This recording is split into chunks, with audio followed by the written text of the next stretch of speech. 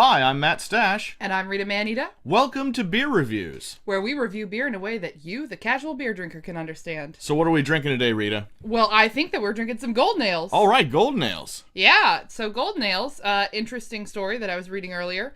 All about beer, not a sponsor. We'd love to work with you guys, though. Golden Ales were kind of forgotten about for a long time because the craft brew scene that kicked off about 30, 40 years ago was trying to be such a departure from the domestic beers, and they just felt like the flavors were getting really muddled and they weren't really striving for a flavorful beer. So Golden Ales were kind of forgotten about for a long time because they just felt too similar to the domestic lagers that were already on the market. So the craft brew scene was trying to make a departure from domestic, and Golden Ales were seen as being almost too safe. They were too similar. So Golden Ales that were produced for a long time were very flavorless. They were not considered, kind of crafty or interesting even. They were long forgotten about. Mm-hmm. Yeah, because the mantra of the craft brew scene until it got a handle on things seemed to be like, let's cram hops. I think we peaked out. Get your hops. I'm looking over at the little red light on the. No, that's okay. We haven't peaked out the microphone just yet. So what Golden Ales are we drinking today? We've got two, right? Some we found at the beer stop. That's right, Beer Stop. They're not paying us either, but we'd love to have them give us beer. They're really, really nice. They're really nice.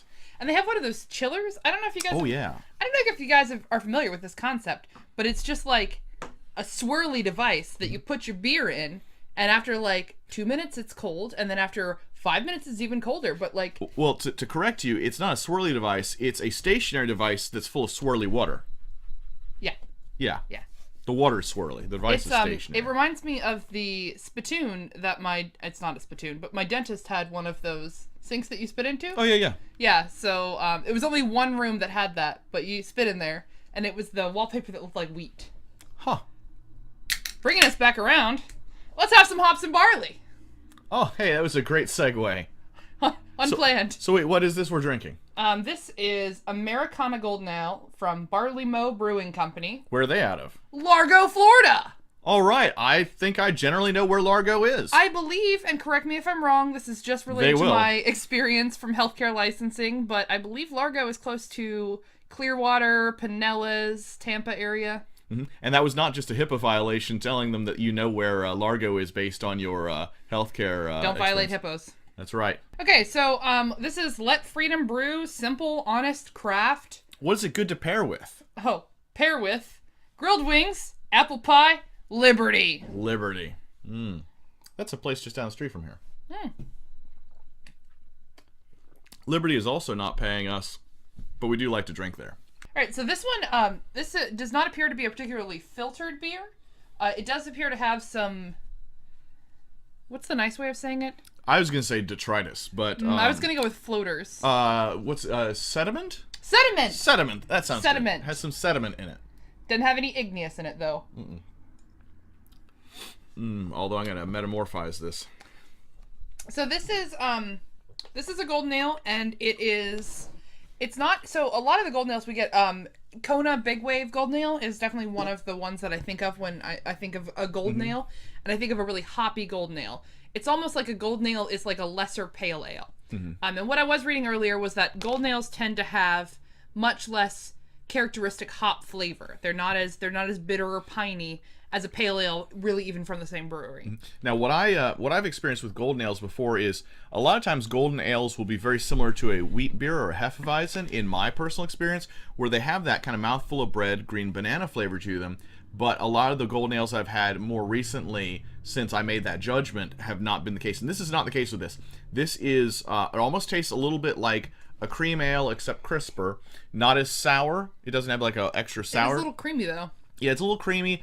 A little bit, it's like, it tastes like a lager except heavier, and not as crisp as a lager. But again, as far as cream ale goes, not sour and sweet like a cream ale is.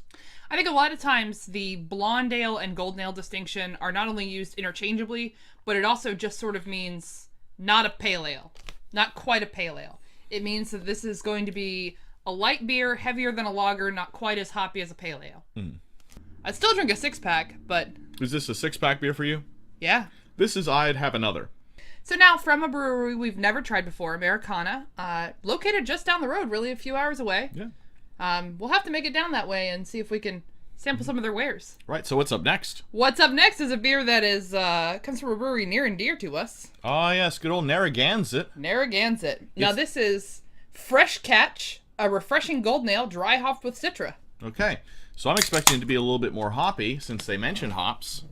I'm expecting it to have integrity, since it also says sold with merit. That's right. Narragansett, they'll tell you they sell and brew all their beers with merit. I'm not sure where they buy their merit to put it in there, if that comes in pellet form like hops, or if it's, in a dry bag. I feel like I knew a young lady named Merit. So maybe she's just helping them brew. Maybe. Okay. Narragansett, what I know it as. What's that? It's the Jaws beer. It's the Jaws beer, that's right. I first became aware of Narragansett in Connecticut a number of years back when their slogan was the official beer of the clam, as in little clams, because you go to a clam bake and you drink Narragansett in New England, so that's a thing. So I woke up in Connecticut once. I did too. I fell asleep in New York. I got drunk in New York, fell asleep in Connecticut, and then woke up in Connecticut. I was on a train at some point. I fell asleep in the Bronx and woke up outside of Hartford, Connecticut. I always miss my stop and end up in the Bronx. Well, let's talk about this beer. So Narragansett's Fresh Catch Golden Ale. Yeah, I think it has kind of a piney scent. It's dry hopped with Citra hops, which dry hop, in case you aren't aware, is where they shove a bunch of hops in it and then let it soak in the hop flavor, kind of osmose the flavor out of the hop. Okay. But this is Citra hops, which I'm pretty sure are some of the more bitter of the hops. Okay. They're definitely frequently used in a lot of the IPAs. Mm-hmm, mm-hmm. So this has a pretty piney scent and a pretty bitter bitter initial bite, but then it sort of smooths out and it's kind of that Narragansett you know and love. I think it's a really great foray into something other than just...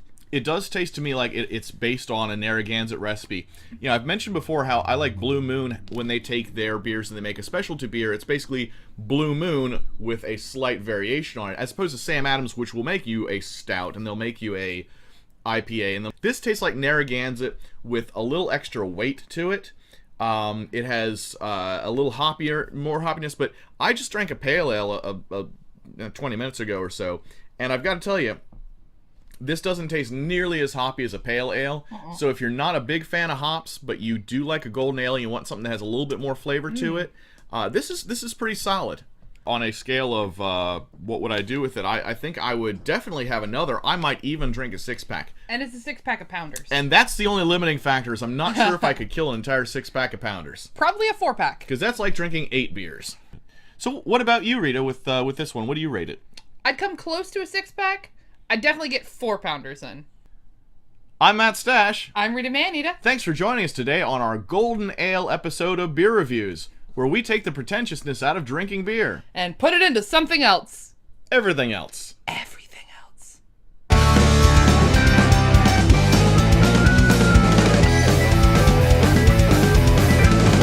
Oh, wait, I'm not sure. I thought we were being sarcastic.